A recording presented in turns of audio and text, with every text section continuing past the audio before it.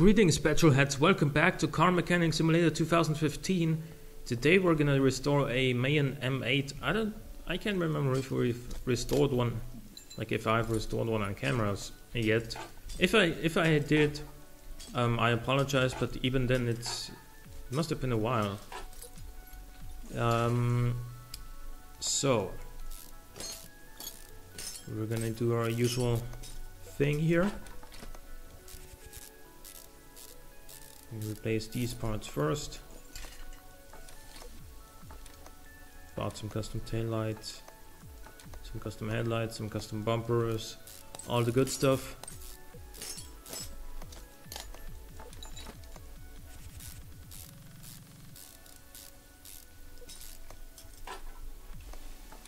A custom hood as well.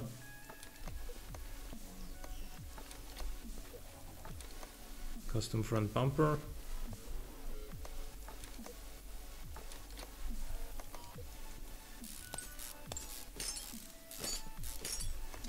And well, what is there to talk about? Car Throttle has featured automation again,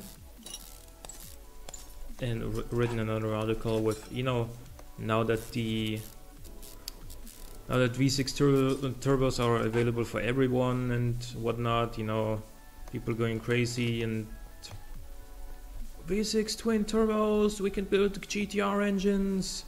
Yeah, I mean, sure, it's cool. I mean, V6s aren't necessarily my favorite engines. Wait, what? Did we forget about that? Oh, yeah, we did. V6s aren't necessarily my favorite engine types, but they're alright. They have their uses, obviously. And of course, like it's nice to have some more variety available. Does this guy have ABS? I'm assuming he does. So we have a modern V8 in there. We have discs all around.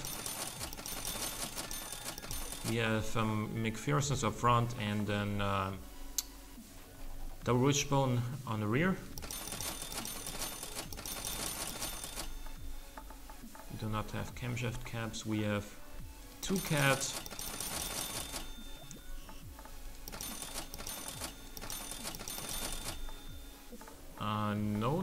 No coil spring. A drive shaft. This is rear drive compared to the Audi that it's based on. Yes, I heard shift, but whatever. If you want me to confirm, I will confirm.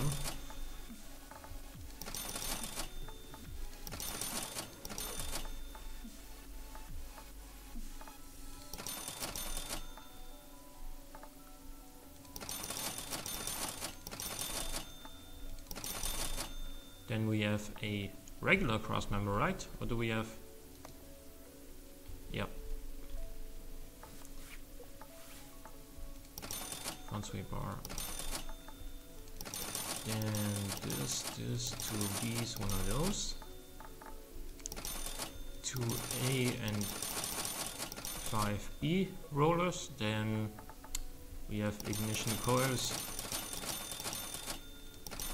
I think that was only 7 at first. Then that. No leaf springs. Wait, did I buy the bottom suspension arms? If I did, I'm an idiot because we need the lower ones.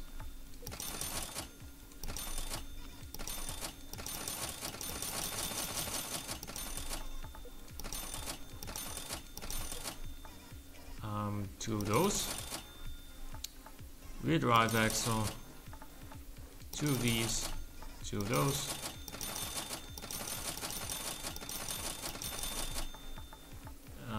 That. Rear sway bar B because it's river drive. Right. Then 10 of these. those 10. Then 2 of those.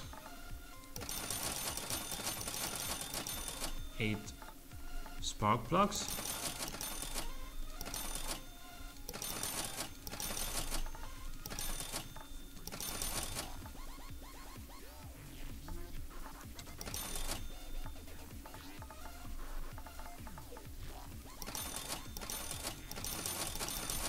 Okay, now we got everything. So Carthrottle wrote another article about automation again. That's nice. You can also see that things V12s are being developed currently. The developed progress is currently going on, and I'm very excited about V12s actually, because they're kind of like universally a very prestigious engine type, and they can also make for a lot of power, obviously, because the reason, like if you build a 5-liter engine and you wanted to make as much power as possible, you should go with the highest amount of cylinders as possible, which in that case would be the V12s for now, because you know eventually they're also going to add V16s, but that's going to come way later.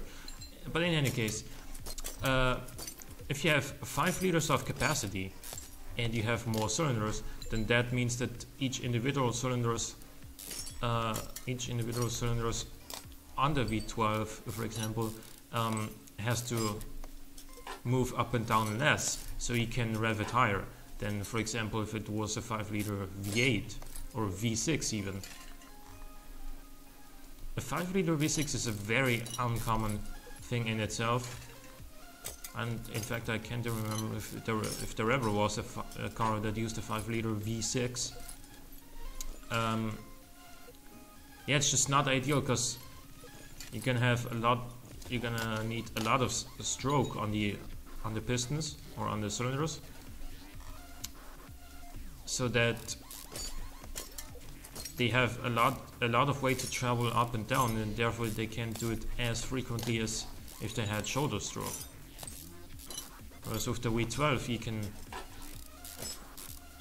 have a really short stroke, and therefore you can make him move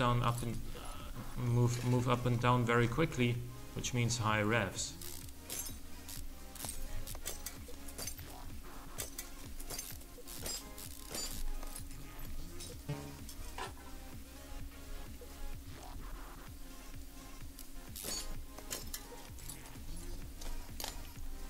That is like, this is one of the main reasons why Ferrari V12s are able to rev very high. Like, one reason is obviously that it's a V12, so the individual cylinders don't need to be as big, but also Ferraris have 180-degree V12, so it's basically almost, you could say almost like an H rather than a V, because the cylinders, like, they are in one horizontal on the same horizontal level, and therefore they take a lot of space. Like, they are very wide. They're not very tall though, which is why you can put them in very low in the engine bay, making for a great center of gravity, great and low, I should say, center of gravity. And that's one advantage, and the other advantage is that they can go very high on the bore in order to avoid the engine taking up all of the space under the bonnet. And if you have high bore and low stroke, in addition to the fact that it's already a V12, then they're gonna be able to rev like really high. For example, the F12 has a 6.3 liter V12 and revs to, like, I don't know, 8700 RPM, 8500. Either way, they have now announced that they are planning another version of the F12, which is obviously going to be an even faster one, a race-inspired one, the engine will then rev to 8900 RPM. 8900 RPM on a 6.3 liter V12. Like, that is just bonkers. It is naturally aspirated still, and it'll make 769 bhp. I think that's like 780 horsepower. That's kind of crazy. It's actually bonkers. Making it, I think, the fastest, or at least the strongest, naturally aspirated car on sale. If it wasn't already. Because you can't really count the LaFerrari or the Porsche 918, because while their combustion engines are naturally aspirated, they are also hybrid. So it doesn't really count. And I realized that the LaFerrari's V12 is even stronger than the one in the new F12 version will be. It's got 800 and a little bit horsepower from the naturally aspirated V12, but again, it doesn't really count because the LaFerrari as a car is a hybrid, therefore I don't count it. So yeah, V12s I'm excited for in automation. We're gonna be able to make some awesome supercars with very high prestige stats, making them also very potent in the hypercar category. Oh, I forgot to work in a gearbox.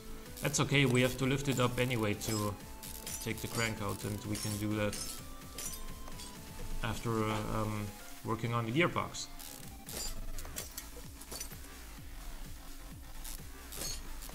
What else does it mean to have V12s in automation? It means that once they also make turbos available for the V12s, we're gonna be seeing some new maximum power outputs. I wouldn't be surprised if somebody managed to squeeze out 5000 horsepower from the maximum capacity V12 with turbo, obviously, twin turbo, obviously. Yeah, I wouldn't be surprised if that would indeed happen.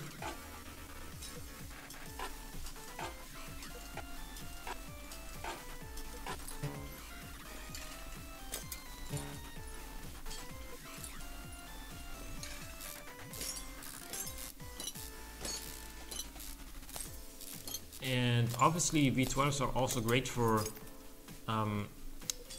luxury cars, because they are the ultimate smooth engine type, short of V16s.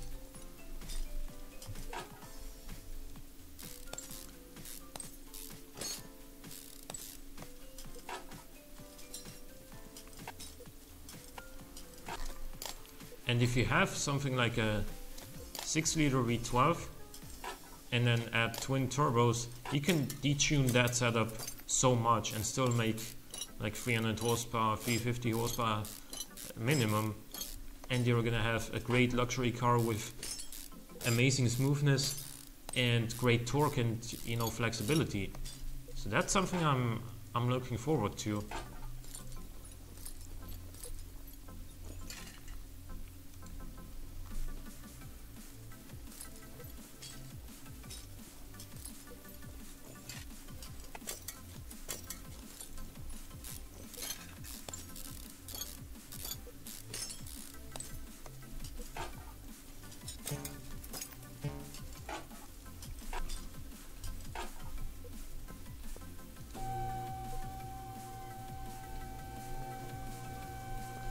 I wonder, like, V16s are probably gonna be like really low on their priorities list for now, I have to imagine.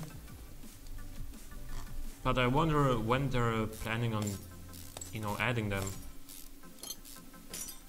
I don't know if they're gonna add V16s before or after the boxer engines, because they will add 4, 6 and I think also 8-cylinder boxer engines. So I don't know if those will happen before or after the V16s. And you gotta, like, it's pretty obvious that once they add V16s and then also turbos for those V16s, like that's gonna set some new power output records again. Even a lot higher than with twin turbo V12s. Speaking of turbos, actually, they are working on rebalancing the turbos in general as well. So I don't know if it would even be possible anymore to achieve, you know, 3000 horsepower with the currently maximum capacity V8. If it is still possible, I'm sure that somebody is still making that. And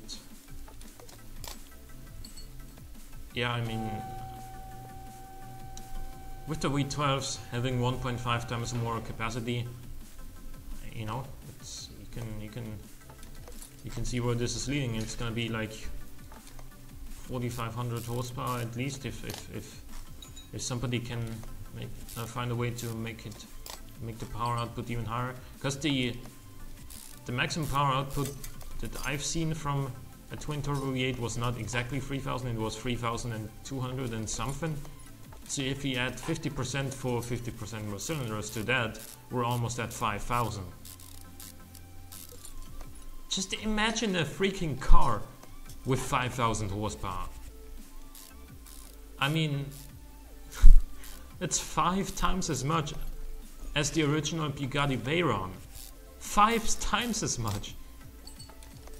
Like, that car is gonna be just impossible to drive, I have to imagine. Even with all-wheel drive, you're gonna be spinning all 4 of those wheels at all times. Drivability is gonna be 0.0 probably. And also, imagine having to develop a gearbox for that amount of torque. It's gonna make the car extremely large, extremely heavy, but also like unbelievably fast.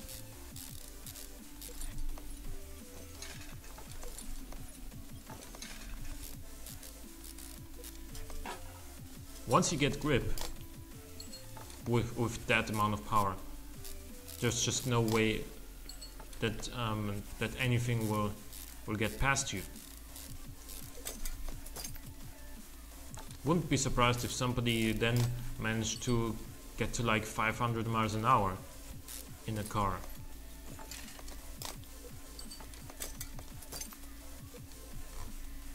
And 500 miles an hour in a car that is technically road legal. I mean, that would just be a huge milestone. Then again, automation is like theory. I mean, you can build whatever you want in that game, and that's totally fine. But it's still far away from making the same car in real life. If you want to make a car in real life that's that fast, you gotta do more than just a couple of clicks. You gotta develop all the parts yourself, because there's gonna be nobody in the world who can offer you a gearbox that can take like 5000 Newton meters of torque. There just is no such thing.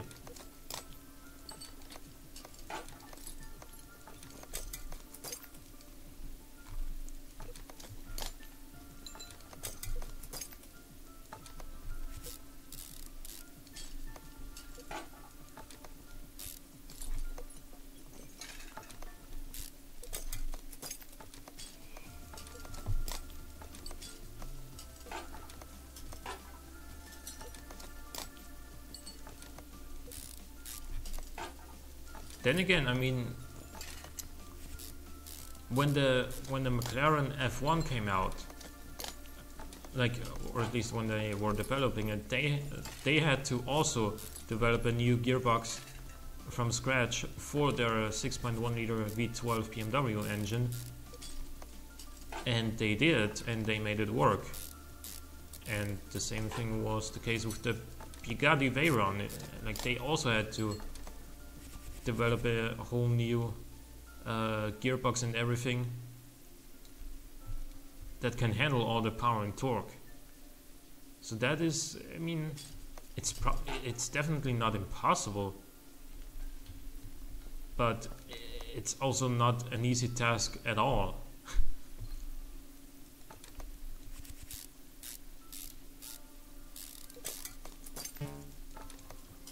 It's probably gonna take more time to only develop the gearbox than it would take to build one such car. Once everything is done in researching, I have to imagine.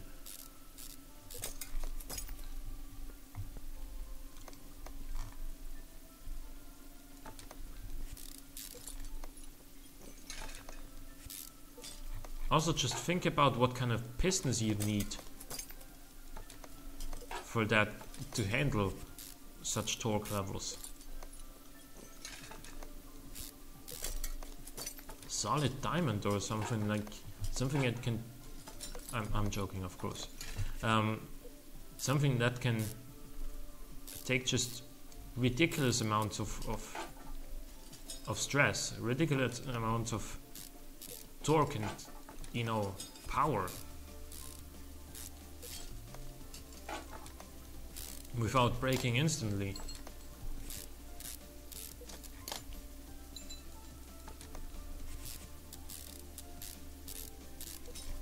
I mean, and if you're gonna go that far, why don't you just put a jet engine into a car? Like, don't waste all your money and time in developing a 5,000 horsepower twin turbo V12. Just get yourself a jet engine and strap that into a car.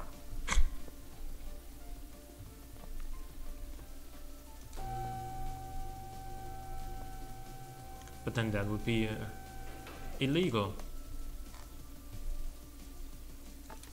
I have to imagine at some point that 5,000 horsepower engine would also be illegal to put into a car, because while there is, as far as I know, currently no limit as to how strong a road car can be, at some point you've got to say that is too much, I think.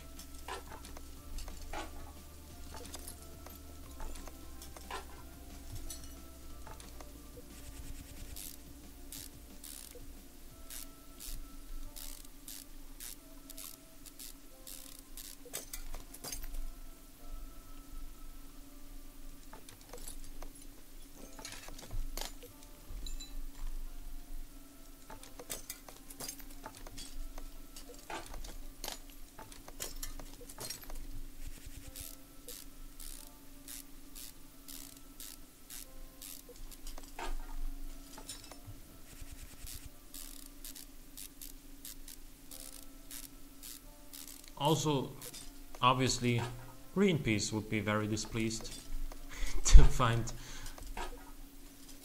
a 5,000 horsepower twin turbo V12 in a car, and go like, oh, it's way too, it makes way too many emissions. Yeah, but how many people are gonna buy that car? How many people are really gonna buy a 5,000 horsepower car and then drive it regularly?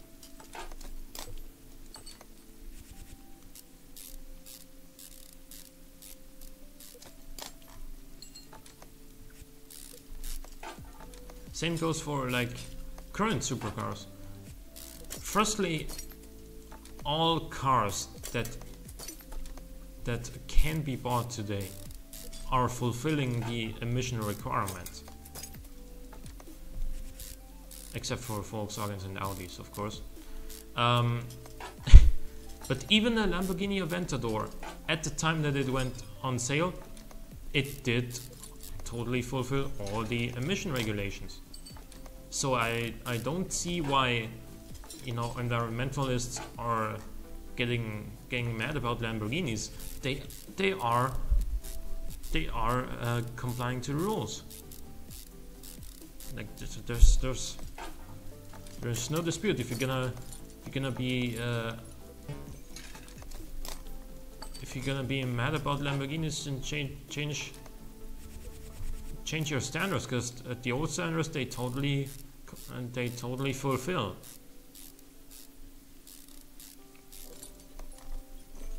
And I am very positive that if they do change if they do make the regulations stricter, then the next Lamborghini will totally fulfill those regulations. So I mean, there's no reason to be mad about Lamborghinis.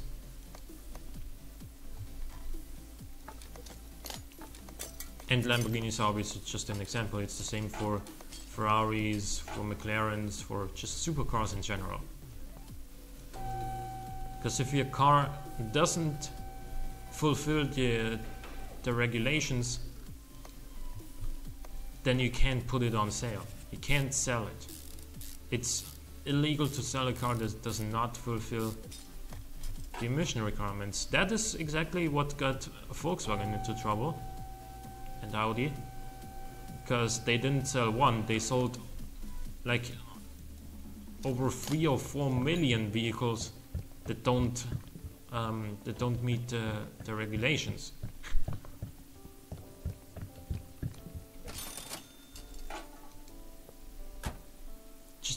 Just try to imagine how much money that actually is. 4 million new cars. 4 million. Or maybe even more than that. But even just as a number, 4 million new cars with let's say an average price of say 25,000 euros. That's over. What comes after a billion? That's over 1 trillion euros.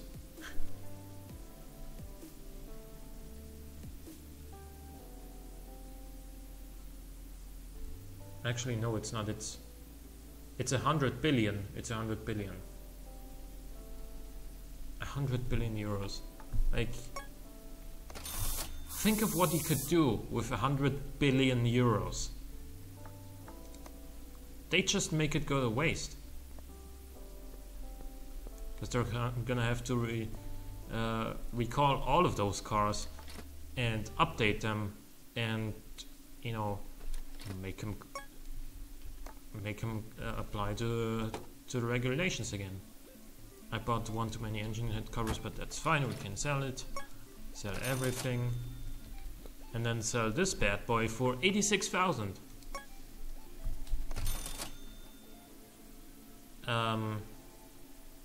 And totally crash the game. So hope you guys enjoyed the episode. If you did, click the like button, helps out a great deal. Subscribe if you want to see more in the future. For now, thanks for watching, and I will see you next time.